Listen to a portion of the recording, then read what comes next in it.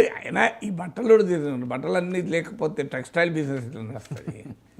ఏంది లాంగ్వేజ్ అసలు, ఈ బట్టలు తీయడం ఎందుకు? సో కొట్టడానికి మీరికెళ్ళి కూడా కొట్టచ్చు, బట్టలు ఉన్నాం కూడా కొట్టచ్చు కదా. ఇదొక ఫ్రేజ్ అయిపోయింది, మనకు అలవాటు అయిపోయింది, బట్టలు తీసి కొడతాము అని. సో బట్ నా పాయింట్ ఏంటంటే, జగన్మోహన్ రెడ్డి ప్రభుత్వంలో కూడా కొంతమంది పోలీసు అధికారులు ఇలాగే చేశారు. అప్పుడు రెడ్ బుక్ చూపెట్టి నా లోకేష్ ఇలాగే మాట్లాడాడు. మీరు గమనించండి, ఇవి టెక్స్ట్ తీసుకోండి, వాళ్ళు జగన్ వాయిస్ లోకేష్ వాయిస్ కాకుండా ఇద్దరు మాట టెక్స్ట్ తీసుకోండి. అందులోకెళ్ళి తెలుగుదేశం వైసీపీ అని 2 పదాలు తీసేయండి, సేమ్ ఉంటుంది మీకు, ఏమీ తేడా ఉండదు. అలా టీడీపీ వైసీపీ ప్లేస్లో టీడీపీ వచ్చింది, టీడీపీ ప్లేస్లో వైసీపీ వచ్చింది. మీకు జగన్ మీరు కావాలంటే పాత బయటలు ప్లే చేయండి. లోకేష్ యువగలం అప్పుడు గుర్తుపెట్టుకోండి, తెలుగుదేశం అధికారంలోకి రాబోతోంది.